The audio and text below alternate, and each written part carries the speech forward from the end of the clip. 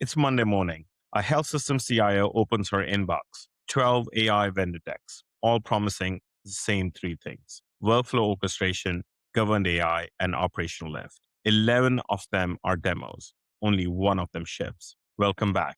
This is part two of the episode on the Hub Brief with Rob Tinsley and Jason St. Peter from Versatad. Last week, we talked about the orchestration thesis. Today, the architecture, adoption challenges, and what a CIO can actually do on Monday morning. So I want to pivot now to the meat of this conversation.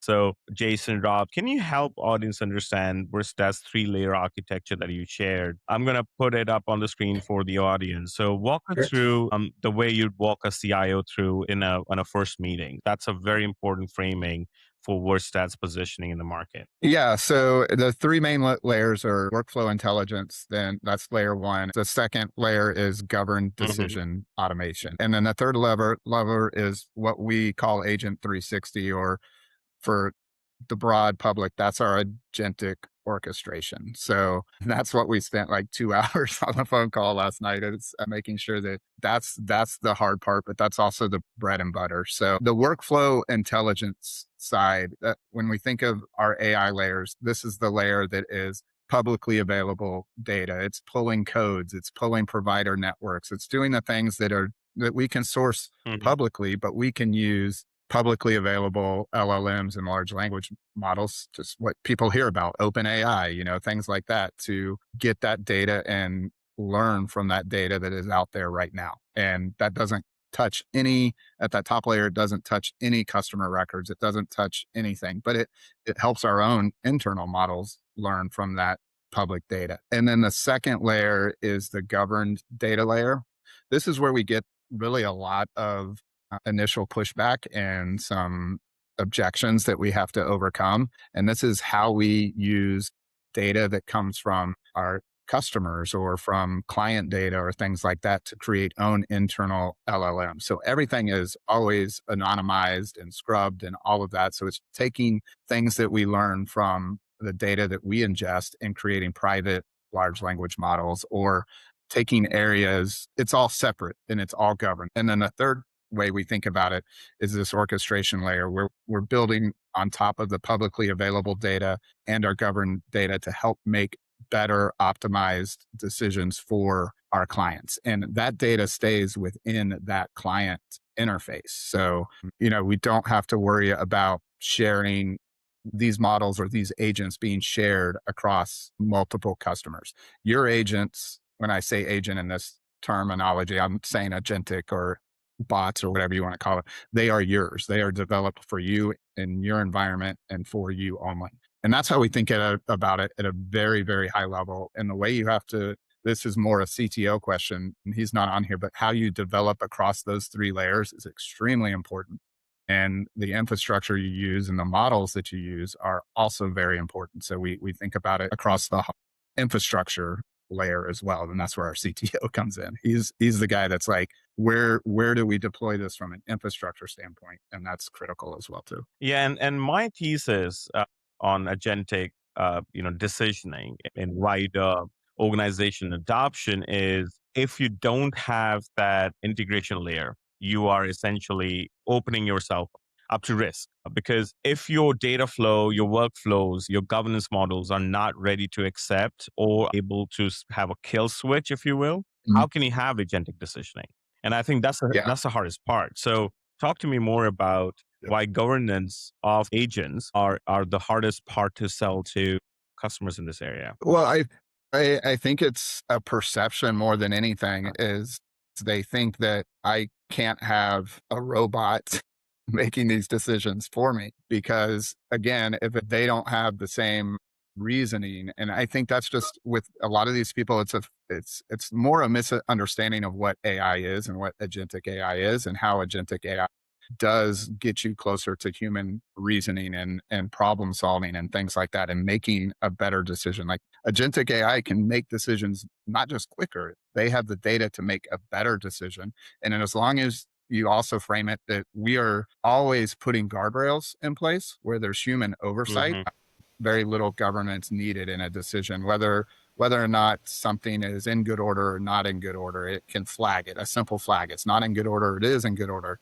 And then just telling an individual, a human, that, hey, this is what is missing, not something is Yeah. missing, but this is exactly what is missing, or this is what is wrong. It allows the human then to get to what we call, basically what you call making the decision, versus trying to giving you a step where you know something is wrong, but you don't know what is wrong. Now you know something is wrong and you know exactly what is wrong with it. And now we can solve the problem so much quicker. I think the other key side to this is also when you think about the agentic AI, what scares people is if you think about architecture from the old API Hmm. way, it was allowing data to talk to data, but there was still, when the data was interacting with one another, it was actually a human deciding what to do Yeah. with the data. And when you think about how API architecture is evolving into like MCP architecture, and that now that gets kind of scary because you're saying, okay, instead of not only is the data being shared, we have an agentic bot that is making a decision with that data. You have to say, okay, what, like I talked about earlier, not only do you need to know what the decision is that that agent made, but why they made the decision. And do you have the ability to override that decision that was made? And, architectures like MCP are much better equipped to do that than just a traditional API model. And so if you can talk to a CIO or a CTO or Yeah. a CEO about those differences, it starts to make them feel a little bit more comfortable. That's true. It is a perception problem. Now I'm going to take the next section on the market positioning. So, Rob, your customers sort of sit in a very specific spot, right? So, too big to rely on manual workflows because of regulations, not big enough to spend millions plus an enterprise ERP, Salesforce, or Agentforce, right? So, tell us about the sweet spot. So I think it's like Jason said earlier, it's the small to mid market is really the sweet spot. You look at something like my existing company and we process a lot of claims, right? As Jason said, right now we look at every claim, right? My claims Hmm. processor, Pam, she looks at every claim. She looks at, does a valid check with the AI technology. If certain parameters are met and it's a no-brainer, then auto adjudication should be done. And we should only be looking at it, as Jason said, when we're looking at the batch before we invoice. Yeah. So, the small to mid market where we can really have a big impact is when we're only really, once they implement the Versatad or similar solution, then you're only really dealing with the exceptions, right? Right. And that's, as Jason said, you can easily put an ROI on that because in my world, I can tell you 89.3% of the claims that come through, are auto adjudicated. I don't need to really Yeah. touch. There's no reason, right? I mean, it's only those Yeah. exceptions. Like, for example, if it's an inpatient stay and we have to go get a DRG code, and then, you go back to the provider and you have that interaction. If we're only dealing with the exceptions, then, the small to mid markets like APA can grow without having to, increase all my headcount like we would have to under our existing legacy system, right? And then I'm increasing it. So that's where I think we can have the biggest impact in the marketplace today. Yes, it goes back to having the right amount of audit trail. As Jason, you mentioned, right? What happened, why it happened, what rule fired it, who approved it. So you got to show them what good looks like. And I think that is when that segment comes to you and says, you know what, I want to do this. And I think we were talking about this the last week about that life and annuity carrier, right? Who was like, it's impossible. Like, I can't do this. But when you showed him that compliance is not as forbidden as you thought, it's Right. achievable based on the model that you guys are working on, and how you can create the rule based system that allows every single C-suite executive to see exactly what happened, and that helps with your Right. positioning in the middle segment. That's absolutely great. So I want to really talk about broader healthcare AI, right? So we've all three of us have spoken about this at length, where most healthcare AI right now is generic. You have ChatGPT in EHR, AI scribes, claim summarization. But where is that actually delivering value? Like, we don't see that. Do you think it's dead ending in a certain way, the existing sort of technology suite of services that organizations are adopting? Nah, not Yeah. really. I think it's just starting. You take, different specialty healthcare solutions that are in the marketplace if they want to sit down and they want to grow their business. I don't like for me, from a pharmacy side, everybody's heard, clinical services and pharmacy. That's going to be the next wave of pharmacy. That's going to help pharmacy. That's going to help the independent Hmm. pharmacy market. And we really do hope it does. And we've taken a different approach because we look at it from the workflow perspective. If we try to go in and do something in the pharmacy and really disrupt the current workflow, when you've got a high volume pharmacy that's doing 320 scripts, 330 scripts a day, going in there and saying, hey, we want to do these clinical services and rework your whole workflow, it's going to be a hard sell. It's Yeah. never going to really fly that way. But where AI can come in is if you go and you say, all right, look, if we're going to do something like clinical services, how do we leverage the data that we do have? And, if you were to go in and look at every individual medical record in a pharmacy that has an average of 3,000, 4,000 Hmm. patients in it, you're never going to make heads or tails out of it. Now, I'm not going to give away our secret because Jason would have my head on the platter if I did at the end of this. But what we look at is we have ways of going in, looking at that data and pulling it and utilizing AI. And if you're going to do the clinical services and you're going to have that collaborative practice agreement with, a provider in your community, you've got to do it in a way where you're not going to come off as competing against that provider, right? Because they're going to immediately Right. shut the door on that, right? If I go in and I'm competing against AJ and AJ's the one who's writing, Yeah. 60, 70% of my prescriptions, I can't go in and really disrupt your Right. marketplace, right? So we have looked at, is there a way to kind of utilize AI? And that's where you start to bridge that, okay, even though we really don't want to have AI make clinical decisions, right? I mean, we've got strict governance in Versatad that's not where our goal is. I'm not saying it won't be later Hmm. on if it grows and it's there, but right now we don't want to do that. But we could still use that 3-layer model to organize that data in a way where we can execute it at a much more efficient rate and then implement that where we could go into scenario of the pharmacy and not disrupt the current workflow, but actually have it as a layer and another impact, which then is a total different revenue stream coming in. They can track it differently on their P and they can make a good business decision.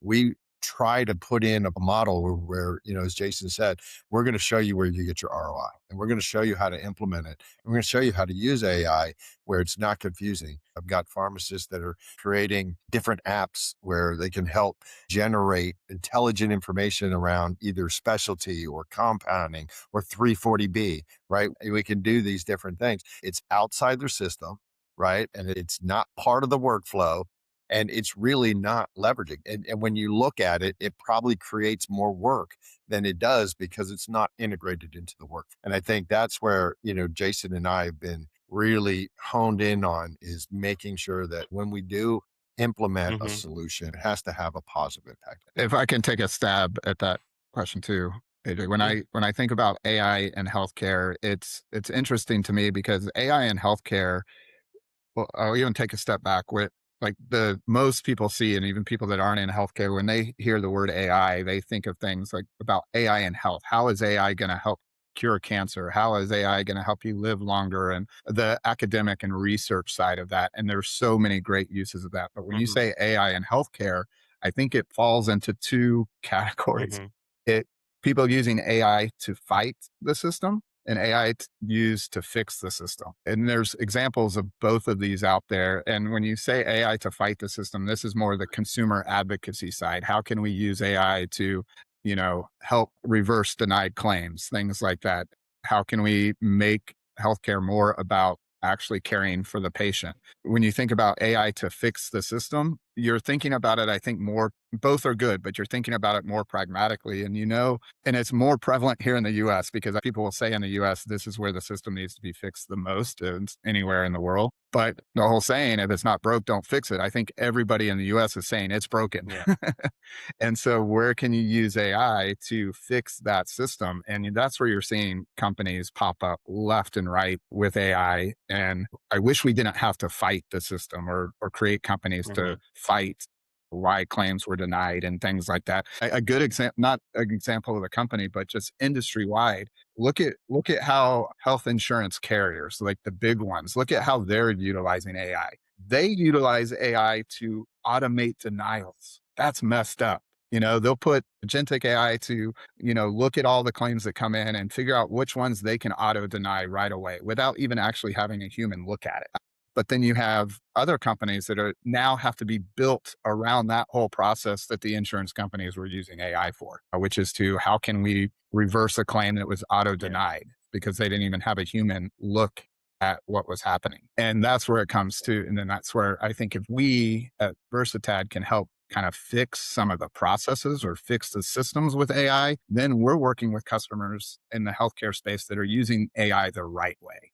They're using it to ultimately drive a better patient experience or a patient encounter, things like that. Versus, I hope we get to the day where we don't have to have AIs to explain why a claim should have been paid versus why it shouldn't. I hope that day comes to an end. Yeah, and that's an important future framing that we all should be working towards. Right Mhm. now, it's AI fighting AI, and humans are Yeah. nowhere to be seen. United Healthcare lawsuit kind of showed us that, right? They said in the contracts that humans are going to be reviewing the prior authorizations, but they've been denying prior authorization at rate 60, 70%. So, you see more of that happening, and then hopefully the market corrects itself and understands, even though there's a whole lot of noise out there with the tools that are available, for me, it's not about the CVSs or, the big PBMs or insurance companies. If I'm a hospital CIO, listening to this and I've got like a $200,000 AI budget, right?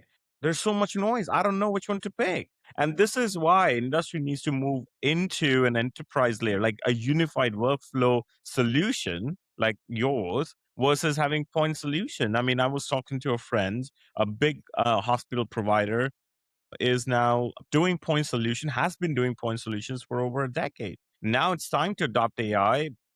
They have nothing to show for it, right? So, Yeah. so I think we need to define what good looks like. We need to define what your tech stack, a good tech stack in a hospital setting looks like, in a TPA setting looks like, because that's where most of the friction really starts and really culminates, right? So what do you think your version of a $200,000 AI budget CIO at a hospital looks like? That's Jason. Oh, Jason. There's a simple answer, don't spend $200,000, spend a lot less and put a platform that can layer on top of your existing systems to help you get to better outcomes and better decisions. And, there's one out there that I know about that can do that. But, if I think about how a CIO should spend their 200,000 budget from an AI perspective, I think it's what we've been talking about for a long time. Don't simply look at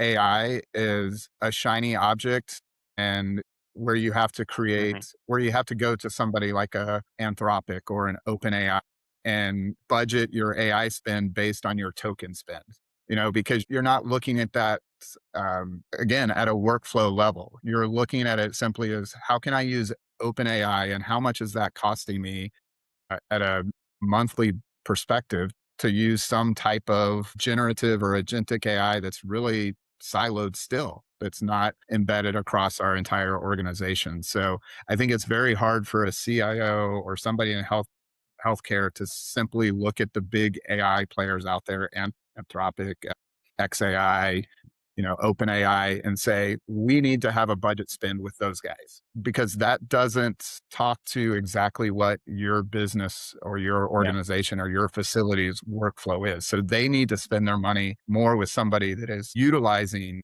AI within their specific workflows where their pains are, and they're out there. And we talked about the, evaluation criteria at the beginning of this call. And I think that's key too, is You've got to understand that you can't evaluate these new platforms on the same RFP criteria that you were evaluating 12 months ago. It's got to be different. That's Yeah, I true. think I would like to just add another piece to it. Jason and I were on a recent meeting with a prospect that is completely paper based. I mean, it's 100% completely paper based. And they were told by their CIO that, hey, if you need to go and take this patient application to get this patient submitted, it's okay for you to go ahead and use that in OpenAI or, ChatGPT or anything. And Jason, I'm like shaking my head and said, no, you cannot do that. You cannot put PHI in there. And what they were doing was, because it's a whole paper-based solution, they were doing that just to take the information from the referring entity and populating that in, creating and generating it into the admission form that they needed to do. And they were like, no, it's okay. We're just using. I'm like, you can't do that. I mean, even though you got patient PII and PHI in this information. And it was funny because I actually had lunch with her, I don't know, maybe 3 weeks ago. And she told me that story. And I'm like, look, I'm just going to give you free advice. Don't ever do that again, and tell your CIO, you cannot do this. Yeah. You have to go through it. If you're paper-based, unfortunately, you're going to have to go through and type it all into your form and submit it to admissions that way. If you go and continue to try to do this, you are going to open yourself to a lot of liability. It comes back to that compliance and governance. Can you piece that we believe that? talked And about. that's the state of a lot of organizations in healthcare. And this is, let me throw this out there in the universe. And this is my thesis. I'm saying that the true litmus test for successful adoption of AI in healthcare is going to be those companies. If they can adopt, I mean, so for example, United Healthcare is spending like $1.5 billion this year alone with 22,000 engineers for their real-time claims tool called OptumReal, and they've already processed 500 million claims. Now, every downstream TPA or organization, the one you talked about, has to now think they have to match that level of investment. But the answer is no, they don't.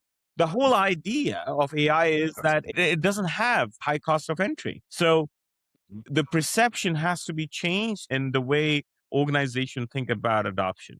And I think we have a long way ahead of us on how we educate. Yeah, I think if an organization simply saw what United Healthcare was doing and said, well, we have to implement AI, and they go and they try to do it themselves by going straight to and building out tools and agents through, Claude or whatever, they're going to spend a lot of money and come out with nothing. Yeah. And that's where I think companies like us and others, like I've mentioned Claimable, or I mean, that's more consumer based, but like Claim Health, that's where implementing somebody else that already knows the back end and has built it for you. And it's literally just kind of a plug and play. I mean, it's not as simple as plug and play, but let us build it for you. And you're going to find a bigger ROI, and you're going to find that implementation is so much easier. And I think AJ, you and I have talked about this too, is that it's what's happening is you're also seeing a lot of people come into the market to compete with these enterprise players, where they used to think that was the only companies that could afford innovative technology or things like this. But those companies, those enterprise SaaS companies, are kind of feeling a lot more pressure today than they ever have. And the barrier to entry, like you talked about, is so much easier because of companies like Versatad, because of, customers like Claim Health, that they can afford to take. I don't think it's a big risk at all, but from their perspective, they're like, oh, this is a big risk. I don't think the risk is really that great, but because the barrier to entry is smaller, the cost to entry is significantly less. They can make these decisions to like, okay, let's try it. And I think that's really important. So I was looking at a post by Epic CEO, and she said, well, 1 out of 10 customers, she has to say no because it's too expensive for them to adopt Epic. They need to wait until the state buys, a bunch of licenses, or a bunch of hospitals get together and implement Epic. I was like, that shouldn't be the case. It's like buying a phone. Like, it should be as easy as buying a phone. It shouldn't be, I need to take a picture of a patient admission form to digitalize it, because now I'm cut off from the AI revolution or any digital revolution for that matter? How am I doing my P&Ls? How am I doing workforce augmentation? How am I doing anything? How am I running modeling? Because the ultimate aim, and I always compare to anyone I talk to, I always compare like how banking has increased, its footprint over the years. Now it's so awesome to go into fintech banking app and it really tracks every penny you spend. It simulates your credit scores and it does all of that. And we don't have a path forward as an industry. And we still believe in faxes and paper enrollments. And yet here, three of us are talking about AI in a room. But how do we get this out there from this room into the conversation that really impacts patient experience? Wouldn't that be something? Yeah, I think it would be great. I think it's going to take, well, using the banking industry, like my last startup was a fintech company as well. And that was right when a lot of these big financial institutions were getting disrupted. We were coming up in the day when applications like Robinhood and the Yeah. robo advisors were starting to disrupt the traditional financial advisor market. And everyone was saying, there's no way these guys are just too big. There will never be another dominant player. I mean, and look at, they've had their ups and downs like any startup, but they're doing just fine now. Yeah. What they did is they redefined the consumer experience. Ultimately, they're still kind of making their money the same way that the big players in the market did, the TD Ameritrades and all of those. But their end goal was, let's make this better for the end user specifically. And they were able to disrupt that industry. I think it's going to take companies like that fit in those two buckets of, we're either going to fight the system or fix the systems. The ones that are trying to fight the systems are bringing the consumer awareness that didn't exist. To Rob's point, the status quo was to just get the bill and pretty much assume it was right. Your deductible hadn't been met and you're going to go ahead and start writing the check without even looking at it. So the ones fighting the systems are helping on that front, bring more consumer awareness that the system is kind of broken and there is room for new players in here. And then there's the other ones that I would say kind of more like Versatad is, where we want to fix the system so we no longer have to keep fighting it. Yeah, do it for the better. And I think it's going to take both of those types of companies in the industry. And I think we're seeing it right now. Yeah. And so, Rob, you coined a term internally that I want to give some runway to. So tell us more about cause capitalism. I know we touched upon this in a meeting last week. So, One of the things that I learned from a gentleman out of Salt Lake City, he kind of shared with me his philosophy. He was very successful, and what he wanted to do was he wanted to give back. So he had a lot of success in building several different companies, and he kind of coined the term cause capitalism. And it stuck with me, his story, his message, and it stuck with me. And one of the things is, as we build our environment, and right now it's B2B, right? That's our bread and butter. That's where we're going. But eventually we want to get to the point where, we can help the consumer, right? I always said, if Versatad does its job right, AJ, we're going to educate healthcare consumers, right? And if we're doing our job right, that's ultimately where we're going to end up. Big picture, way down the road, we're going to be healthcare consumer educators. And part of that is just understanding how can we give back, right? And it comes down to just understanding the information, understanding the billing concept, understanding all of that. There's a lot of churches out there that really advocate for those patients that are they're in the middle, right?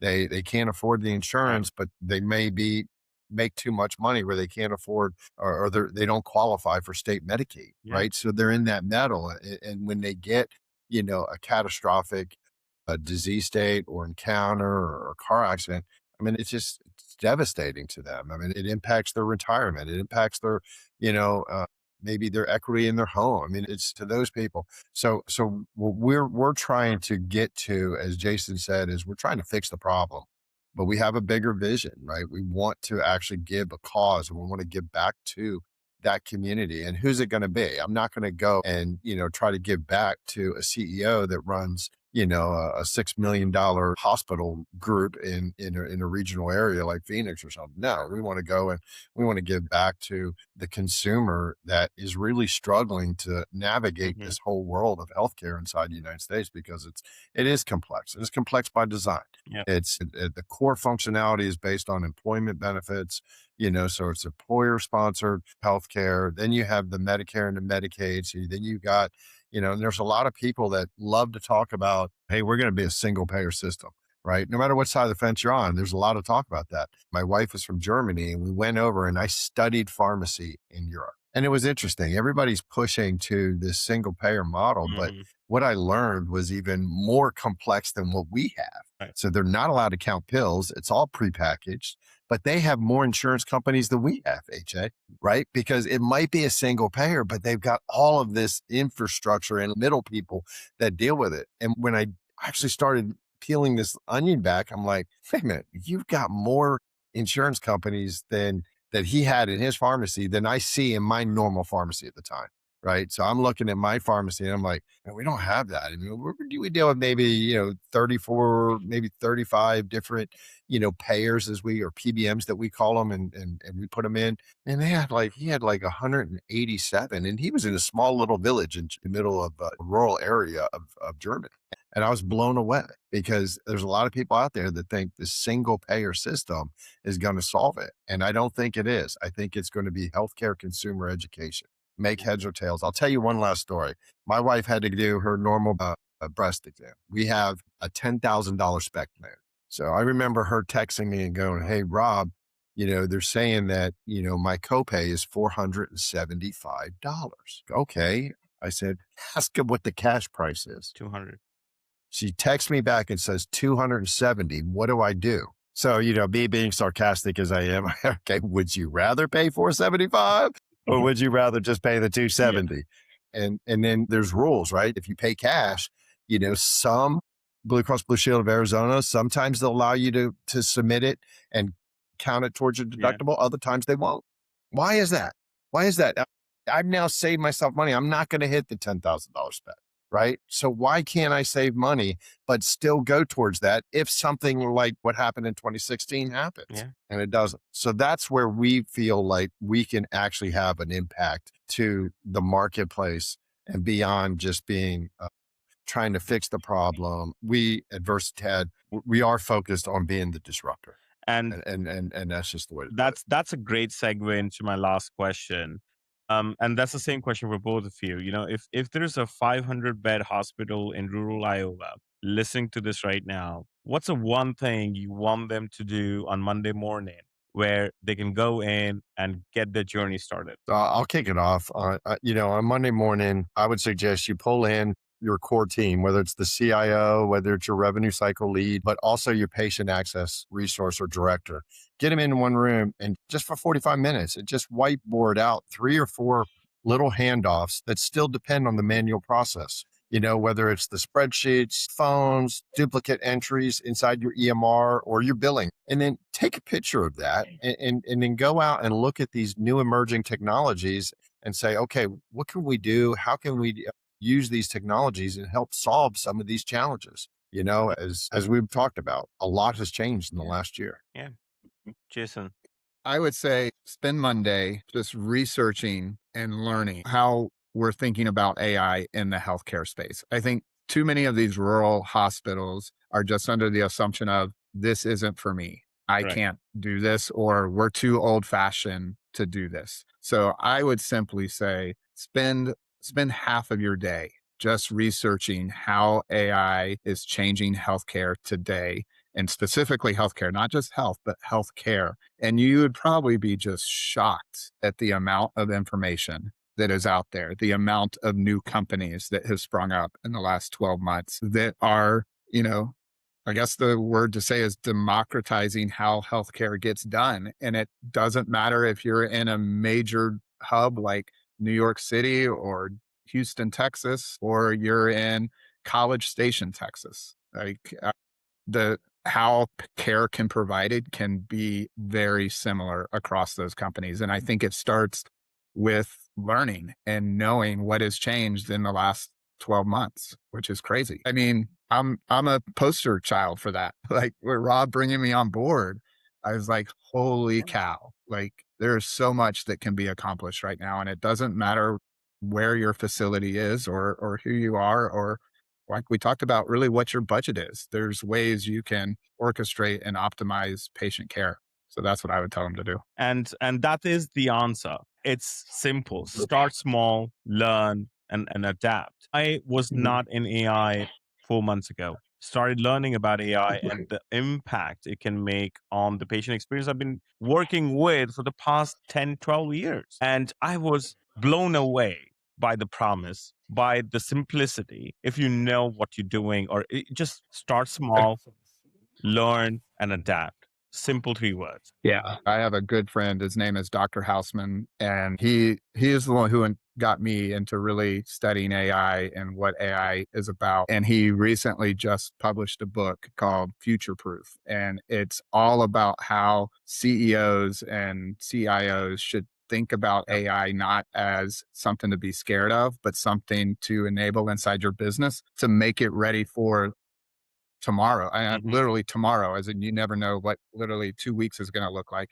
And he says it's funny. He is like, the crazy thing about this is I wrote this book and I published it. And, I started writing this book probably 6 months ago. And he was like, it's already out of date. I was like, actually, it's not. It's not out of date because your concepts in that book are not necessarily about what the AI does, but how to think about implementing it into an organization, which I think is the piece that a lot of business leaders miss. Is they're all focused on what can it do versus, how do we implement it into our business. That's a great book recommendation for the readers, I'm sure. Yeah, it's great. It's a really well-written book. Yeah, there's two sides. I think a lot of people, I think they do purposely put their head in the sand because of the amount of noise and doomsdayers out there about AI and what it's going to do. And then there's the people that choose not to put their head in the sand and really start to learn and figure out what this all means. And I think we got to get more people to that. And unfortunately, I think the noise out there that people are driving, you just get on X or anywhere, it's more the AI is going to take our jobs, AGI, and what that means for the world. And, that's what gets the attention of 90% of the population. The spicy part, the controversial parts, but not the promise. I totally get you what you're saying. Right. Well, Rob, Jason, thank you both for your time today. This was one of the conversation I'll think about for a while. This episode will ship next week. Follow Rob Tinsley, Jason Peter, and Versatad.com. This is the Hub Brief. I'm Ankur Jain, and we'll talk next week.